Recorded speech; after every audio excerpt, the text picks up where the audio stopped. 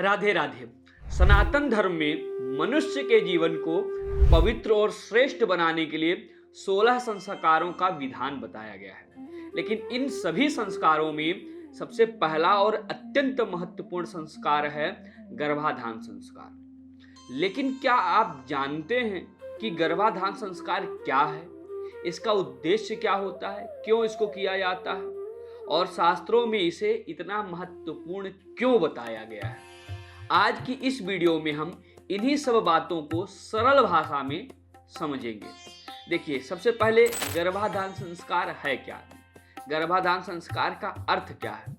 देखिए, गर्भाधान दो शब्दों को मिलाकर बनाया गया है। पहला गर्भ प्लस आधान, अर्थात स्त्री के गर्भ में पुरुष के बीज को स्थापित करना। शास्त्रों के अनुसार जिस प्रकार खेत में बीज बोने से पहले भूमि को तैयार किया जाता है, उसी प्रकार श्रेष्ठ संतान की प्राप्ति के लिए पति पत्नी का शुद्ध और संयमित और धार्मिक होना अत्यंत आवश्यक माना जाता है। दूसरी बात, गर्भाधान संस्कार क्यों किया जाता है? बहुत सारे लोगों के मन में प्रश्न होगा।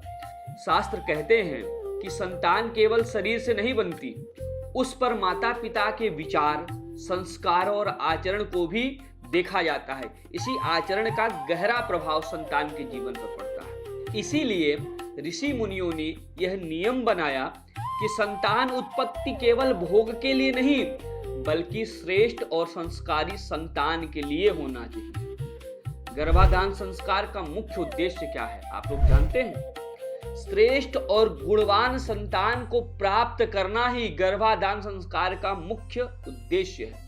माता पिता के दोषों को दूर करना, गर्भ में आने वाली आत्मा को शुद्ध वातावरण देना, यही सब गर्भाधान के मुख्य उद्देश्य माने जाते हैं।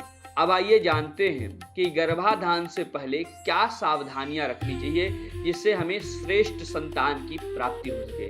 चाहे श्रेष्ठ पुत्र हो या श्रेष्ठ पुत्री हो, उत्तम संतान की प्राप्ति हो सके। शास्त्रों में बताया गया है कि गर्भाधान से पहले पति और पत्नी को पवित्र रहना चाहिए, सात्विक भोजन करना चाहिए, शुभ तिथि और नक्षत्र का विचार करना चाहिए, देवताओं का स्मरण करना चाहिए, क्योंकि उस समय माता पिता की जो भी मन की स्थिति रहेगी उसी का सीधा प्रभाव आने वाली संतान पर पड़ेगा। इसीलिए जब भी गर्भाधान संस्कार के बारे में आप लोग विचार करें, संतान उत्पत्ति का विचार करें, तो अपनी आत्मा, अपने मन को सदैव पवित्र रखें और भगवान का स्मरण करें। गर्भाधान के समय की क्या भावना होनी चाहिए, शास्त्र इसके बारे में ही बताता है। क्योंकि आज मैं गर्भाधान के विषय में संपूर्ण जानकारी दूंगा। मैं जितने भी संस्कार होते हैं मानव जीवन में 16 संस्कारों के बारे में क्रमशः एक एक करके मैं वीडियो बनाऊंगा, ताकि हमारे संस्कार के बारे में सभी सनातन भाइयों को पता लग सके और सभी संस्कारों को कब करना है, किस समय करना है, क्यों करना है, इसके पीछे की पौराणिक और धार्मिक मान्यता क्या है, वह सब मैं इसी वीडियो में क्रमशः करके बताऊंगा। इसलिए वीडियो को अंत तक जरूर देखें। देखिए, शास्त्रों में स्पष्ट कहा गया है, जिस भावना से स्त्री पुरुष का मिलन होता है उसी भावना के अनुसार संतान की उत्पत्ति होती है। इसीलिए उस समय मन को शांत रखना चाहिए, भगवान का स्मरण करना चाहिए और संतान को श्रेष्ठ बनाने का संकल्प मन में विचार करना चाहिए कि हे नारायण, हे परमात्मा, हे भगवती, हे भोलेनाथ, आप जिनको भी प्रिय मानते हैं, कि आने वाला संतान हमारा खूब तेजस्वी हो, खूब बलवान हो, खूब श्रेष्ठ हो, खूब विश्वान हो। गर्भवती स्त्रियों के लिए भी नियम बताया गया है शास्त्रों में। गर्भाधारण के बाद शास्त्रों में कुछ नियम बताए गए हैं। गर्भवती स्त्री को चाहिए कि वह हमेशा सात्विक भोजन यानी शुद्ध और पवित्र भोजन करे, शुभ ग्रंथों का अध्ययन करे, भजन कीर्तन सुने और जितना हो सके क्रोध, भय और चिंता से दूर रहे। क्योंकि अभिमन्यु जी गर्भ में रहकर ही चक्रव्यूह रचना को तोड़ने का विधान जान लिया था। इसलिए गर्भ में जब संतान होता है, बालक होता है, तो जिस प्रकार की प्रवृत्ति माता पिता की रहती है, उसी प्रकार आने वाले संतान के जीवन में भी उसका विशेष गहरा प्रभाव पड़ता है। इसीलिए शास्त्रों ने एक संदेश दिया है। क्या दिया है?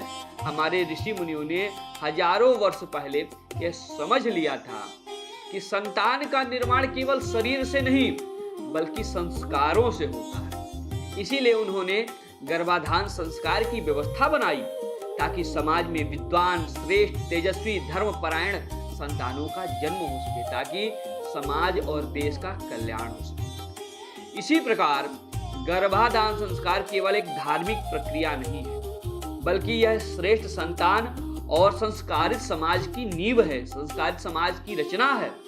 यदि माता पिता शुद्ध मन, अच्छे विचार और धार्मिक भावना के साथ गर्भाधारण करते हैं तो निश्चित ही समाज को महान और संस्कारी संतान प्राप्त होगी। अगर आपको यह जानकारी अच्छी लगी तो वीडियो को लाइक करें और ऐसे ही सनातन धर्म से जुड़ी जानकारी के लिए चैनल को सब्सक्राइब जरूर करें, क्योंकि अभी हमारे चैनल में 15 संस्कारों के बारे में और भी वीडियो आएंगे। ये तो पहला संस्कार था, टोटल 16 संस्कार होते हैं। तो यदि चैनल में नए हैं तो चैनल को सब्सक्राइब भी जरूर करें और वीडियो को लाइक शेयर करके कमेंट में राधे राधे लिखना बिल्कुल ना भूलें। और हाँ, ये भी बताएं कि आप किस शहर से, किस राज्य से मेरी वीडियो देख रहे हैं, ताकि मुझे पता भी लगता रहे। जय श्रीमन नारायण, राधे राधे।